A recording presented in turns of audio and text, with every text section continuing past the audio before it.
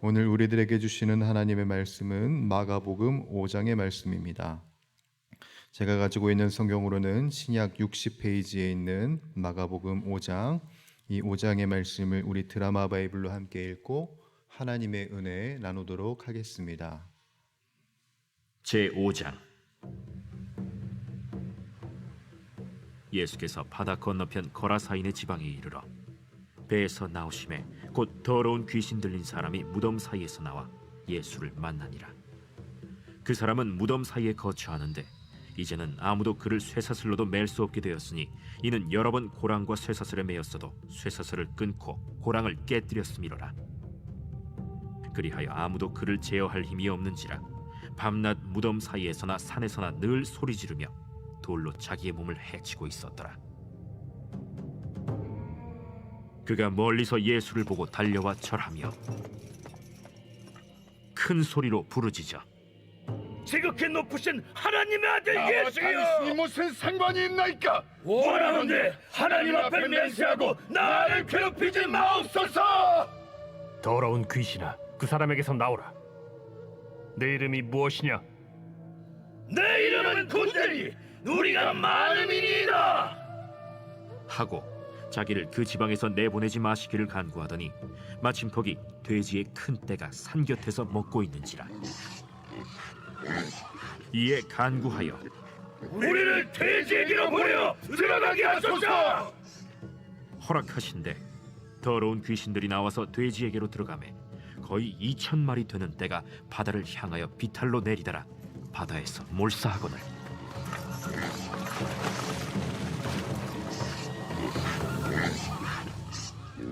치던 자들이 도망하여 읍내와 여러 마을에 말하니 사람들이 어떻게 되었는지를 보러 와서 예수께 이르러 그 귀신 들렸던 자 곧 군대 귀신 집혔던 자가 옷을 입고 정신이 온전하여 앉은 것을 보고 두려워하더라.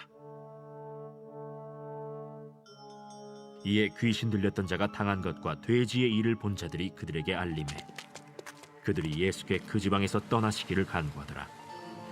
예수께서 배에 오르실 때에 귀신 들렸던 사람이 함께 있기를 간구하였으나 허락하지 아니하시고 집으로 돌아가 주께서 네게 어떻게 큰일을 행하사 너를 불쌍히 여기신 것을 내 가족에게 알리라. 그가 가서 예수께서 자기에게 어떻게 큰일 행하셨는지를 데가볼리에 전파하니 모든 사람이 놀랍게 여기더라. 예수께서 배를 타시고 다시 맞은편으로 건너가시니 큰 무리가 그에게로 모이거늘 이에 바닷가에 계시더니 회당장 중에 하나인 야이로라 하는 이가 와서 예수를 보고 발 아래 엎드려 간곡히 구하여 이르되 내 어린 딸이 죽게 되었사오니 오셔서 그 위에 손을 얹으사 그로 구원을 받아 살게 하소서. 이에 그와 함께 가실새 큰 무리가 따라가며 애워싸 밀더라. 12해를 혈루증으로 앓아온 한 여자가 있어 많은 의사에게 많은 괴로움을 받았고 가진 것도 다 허비하였으되 아무 효험이 없고 도리어 더 중하여졌던 차에 예수의 소문을 듣고 무리 가운데 끼어 뒤로 와서 그의 옷에 손을 대니 이는 내가 그의 옷에만 손을 대어도 구원을 받으리라 생각하밀러라. 이에 그의 혈루 근원이 곧 마름에 병이 나은 줄을 몸에 깨달으니라. 예수께서 그 능력이 자기에게서 나간 줄을 곧 스스로 아시고 무리 가운데서 돌이켜 말씀하시되 누가 내 옷에 손을 대었느냐? 제자들이 여짜오되 무리가 에워싸 미는 것을 보시며 누가 내게 손을 대었느냐 물으시나이까? 예수께서 이 일 행한 여자를 보려고 둘러보시니 여자가 자기에게 이루어진 일을 알고 두려워하여 떨며 와서 그 앞에 엎드려 모든 사실을 여쭈니 딸아, 내 믿음이 너를 구원하였으니 평안히 가라. 내 병에서 놓여 건강할지어다. 아직 예수께서 말씀하실 때 회당장의 집에서 사람들이 와서 회당장에게 이르되 당신의 딸이 죽었나이다. 어찌하여 선생을 더 괴롭게 하나이까? 예수께서 그 하는 말을 곁에서 들으시고 회당장에게 이르시되 두려워하지 말고 믿기만 하라. 하시고 베드로와 야고보와 야고보의 형제 요한 외에 아무도 따라옴을 허락하지 아니하시고 회당장의 집에 함께 가사 떠드는 것과 사람들이 울며 심히 통곡함을 보시고 들어가서 너희가 어찌하여 떠들며 우느냐? 이 아이가 죽은 것이 아니라 잔다. 하시니 그들이 비웃더라.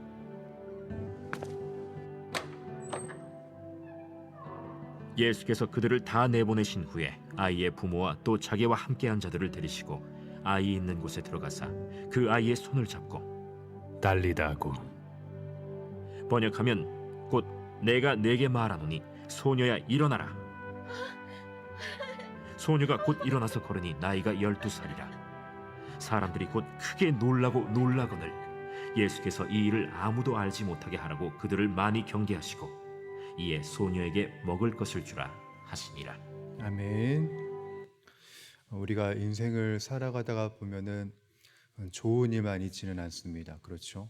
지나다가 보면은 괴로운 일도 있고 어려운 일도 벌어지는데 참 이게 안타까운 것이라고 한다면 그 어려운 사건이 하나만 아니라 막 두세 가지 막 겹쳐서 우리들에게 벌어진다라는 것입니다. 직장에 문제가 생기면은 갑작스럽게 아무런 문제가 없었던 가정에 문제가 생기기도 하고, 가정의 문제를 좀 어느 정도 수습했다 싶으면은 갑자기 내 건강에 문제가 생기기도 하고, 이런 문제들이 공교롭게도 우리들의 삶에 겹쳐서 벌어진다라는 것이지요. 이것을 이제 우리들이 네 글자로 첩첩산중이라고 하는데, 지나면 지날수록 더 나아지진 않고 뭔가 더 겹쳐서 괴로움이 우리들에게 중하여지게 임하여지는 것.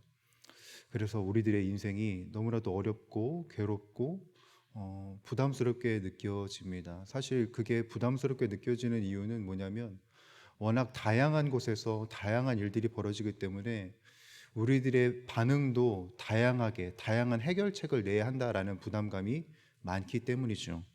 그런데 사실 문제는 다양하지만 해결책은 하나입니다. 사실 근원에서부터 우리들은 생각을 해봐야 하고 그 근원에 어떤 일들이 벌어지고 있는지 우리들은 염두해야 하겠죠. 그게 어떤 부분이냐면 바로 믿음의 영역입니다. 내가 그 수많은 사건들, 다양한 사건들 속에서 나는 지금 어떤 태도를 갖고 있느냐, 내가 지금 하나님 앞에서, 예수 그리스도 앞에서 어떠한 태도로 지금 나아가고 있느냐를 우리들은 늘 염두하고 그 근원에서부터 시작을 해야 한다는 것이지요. 오늘 본문 21절부터 43절까지를 보시게 되면은 다양한 사건, 다양한 두 가지의 사건이 동시간대에 일어나는 것을 우리들이 보게 됩니다. 첫 번째 사건은 무엇이었냐면 회당장 야이로의 딸이 죽게 된 사건과 동시에 12회를 혈루증으로 알아온 여인의 상황이 동시간대에 일어나는 것을 보게 돼요. 겉보기에는 이 두 사건이 전혀 다른 사건인 것 같지만, 그런데 유심히 보게 되면 이 전혀 다른 두 사건에 공통된 반응이 필요했습니다. 그게 뭐냐면 바로 믿음의 반응이었던 것이지요. 25절 함께 보실까요? 25절에는 이런 구절이 있습니다. 12회를 혈루증으로 알아온 한 여자가 있어 라고 보여줍니다. 이 여인의 상황에 대해서 성경이 설명을 해주는데, 이 여인의 형편으로 말할 것 같으면 많은 의사에게 많은 괴로움을 받았고 가진 것도 다 허비하였고 아무 효험이 없고 도리어 더 중하여졌던 상황입니다. 그러니까 12년 동안 자신의 상황이 나아지기는커녕 계속해서 첩첩산중으로 내 아픔과 괴로움이 겹쳐졌다라는 것입니다. 이 의사는 나을 수 있겠지? 이 의사는 나를 회복시킬 수 있겠지? 갔는데 영락없이 되지 않는 거예요. 내 돈만 그냥 허비할 뿐이고 내 증상은 계속해서 더 중하여질 뿐이었습니다. 엎친 데 덮친 격으로 계속 안 좋은 일이 겹쳐지는 것이죠. 회당장 야이로의 상황도 사실 다르지 않습니다.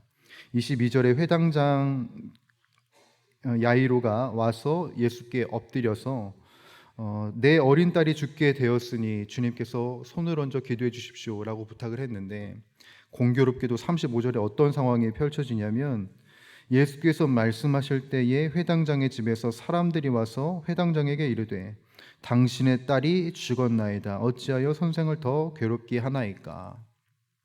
자신의 딸이 중한 상황이라 예수님께 왔는데 청천벽력 같은 소리를 맞이하게 되는 것이지요. 자신의 집에 온 사람들에게 들은 이야기, 내 딸이 죽었다, 죽임을 당했다. 지금 야이로 회당장이 생각할 수 있는 최후의 순간까지 간 것을 우리들이 볼 수 있습니다. 여러분, 혈루병 사건과 그리고 회당장 딸의 이야기는 전혀 다른 두 사건입니다. 두 사람이 뭐 연관이 있었던 것도 아니고 아는 사이도 아니고요. 두 사람이 맞이했던 상황도 다릅니다. 그런데 이 사건에서 주님께서 주목하시고 요구하신 공통된 하나가 있었는데 그게 바로 믿음이었어요. 믿음의 반응이 필요했던 것입니다. 상황은 다르고 사건도 달랐지만 주님이 그 사람에게 요구했던 태도는 바로 믿음이었던 것이지요. 이 각기 두 다른 사건을 우리들에게 보여주시는 이유, 이것은 무엇이냐면 우리들이 어떤 상황에서도 어떤 환경 속에서도 우리들의 초점이 어디에 있어야 하냐, 바로 그것은 예수 그리스도를 믿는 믿음으로 나아가야 하고 그 태도를 우리들이 계속해서 취해야 한다라는 것입니다. 직장의 문제를 해결할 방법이 따로 있는 게 아니고 가정의 문제를 해결할 방법이 따로 있는 것이 아닙니다. 물론 방법적인 것은 다른 부분일 수도 있겠지만 그 근원은 언제나 믿음의 태도, 믿음의 행위, 내 믿음의 그 중심이 어디에 있냐에 달려져 있다라는 것입니다. 오직 우리들의 해결점은 바로 주님을 믿는 믿음 안에 있더라. 우리들이 이것을 잊어서는 안 된다는 것이지요. 그래서 여러분 36절을 보시게 되면 이런 구절이 있습니다. 회당장 야이로에게 이런 이야기를 하시지요. 예수께서 그 하는 말을 곁에서 들으시고 회당장에게 이르시되 두려워하지 말고 뭐 하기만 하라고요? 믿기만 하라 하시고, 34절에 혈루병 걸린 여인을 보내시면서 예수님께서 뭐라고 하셨습니까? 함께 34절 읽어보시지요. 예수께서 이르시되 딸아 내 믿음이 너를 구원하였으니 평안히 가라. 내 병에서 놓여 건강할지어다. 아멘. 믿음이라는 겁니다, 여러분. 모든 상황 속에서 우리들이 취해야 할 자세는 바로 주님을 향한 믿음이라. 이 말씀이 얼마나 중요했던지 이 21절부터 43절까지의 말씀은 공관복음이라고 이야기했던 마태, 마가, 누가, 이 모든 복음서에 다 기록이 되어 있습니다. 사랑하는 주의 권속들, 우리들이 삶을 지나가면서 중요한 것은 무엇이냐면 바로 믿음입니다. 믿음. 그냥 믿음이 아니라 예수 그리스도를 믿는 믿음이 우리들에게 요구되어야 합니다. 수많은 일련의 사건들 속에서 우리들이 각기 다른 방법론을 취할 수는 있겠지만 그 중심에 무엇이 있는지를 놓치지 않는 저와 여러분들이 되기를 간절히 소원합니다. 주님, 이 상황 속에서도 내가 주님을 믿는 사람으로 있기를 원합니다. 주님, 내가 이 상황 속에서도 주님을 믿는 믿음으로 걸어가겠습니다. 바로 이런 신앙인 된 모습으로 우리들이 나아갈 수 있기를 간절히 소원합니다. 그래서 36절에 주님께서 말씀하신 태도가 우리들의 모습이 되기를 바라는데요. 36절 다시 한번 우리 같이 읽어보죠. 읽겠습니다. 시작. 예수께서 그 하는 말을 곁에서 들으시고 회당장에게 이르시되 두려워하지 말고 믿기만 하라 하시고. 아멘. 여러분, 우리가 두려워하지 말고 오직 믿기만 하십시다. 상황은 다르고 우리들의 여건은 다를 수 있겠지만 우리들이 당하는 괴로움의 크기는 각기 다르지만 그 상황 속에서 두려워하지 말고 오직 예수 그리스도를 믿고 신뢰하며 확신하는 저와 여러분들이 되기를 간절히 소원합니다. 태산을 넘어 험곡에 가도 우리들이 빛 가운데로 거할 수 있는 비결은 주님을 믿는 믿음 때문이라. 이 확신 안에 우리들이 살아가기를 간절히 소원하고 이 한날 그리고 우리들의 영원에 이르기까지 주님을 향한 확신과 믿음을 가지고 우리 이 여정을 온전히 살아가는 저와 여러분들이 되시기를 주님의 이름으로 간절히 부탁드립니다. 기도하겠습니다. 살아서 역사하고 계시는 우리 주 하나님 아버지, 오늘도 은혜의 빛을 우리들에게 허락하시고 우리들과 이 믿음의 여정을 동행하여 주시니 너무나도 감사합니다. 우리들은 연약하고 부족합니다. 그렇지만 이 수많은 상황들 속에서 그럼에도 불구하고 걸어갈 수 있는 비결, 살아갈 수 있는 비결은 바로 주님이 나의 하나님이시기 때문에 우리들이 나아갈 수 있음을 고백합니다. 신실하신 주님, 우리들에게 늘 은혜를 베풀어 주시는 주님과 함께 믿음으로 동행하며 나아가는 우리들의 심령이 되게 하여 주시옵고, 각기 다른 상황, 각기 다른 사건, 사고가 우리들에게 엄습할지라도 주님을 믿는 믿음으로 온전히 승리하며 나아가는 우리 용인영락교회의 권속들이 다 되게 하여 주시옵소서. 두려워하지 말고 믿기만 하라. 바로 예수 그리스도의 이 말씀이 우리들의 태도가 되게 하여 주시옵고, 두려움을 넘어선 하나님의 신실함을 붙들고 우리들이 나아가게 하여 주시옵소서.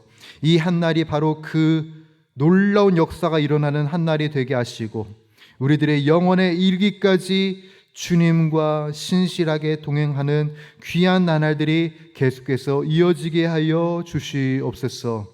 우리들에게 큰 역사를 베풀어 주실 주님 기대합니다. 주님 홀로 영광 받아 주시옵소서. 우리 주 예수 그리스도의 이름으로 간절히 기도드리옵나이다. 아멘. 주님 가르쳐 주신 기도 우리 함께 드리도록 하겠습니다. 하늘에 계신 우리 아버지, 아버지의 이름을 거룩하게 하시며 아버지의 나라가 오게 하시며 아버지의 뜻이 하늘에서와 같이 땅에서도 이루어지게 하소서. 오늘 우리에게 일용할 양식을 주시고 우리가 우리에게 잘못한 사람을 용서하여 준 것 같이 우리 죄를 용서하여 주시고 우리를 시험에 빠지지 않게 하시고 악에서 구하소서. 나라와 권능과 영광이 영원히 아버지의 것입니다. 아멘. 이 시간 우리 합심하여 간절히 기도하며 나갈 때 우리 말씀을 붙들고 기도하십시다.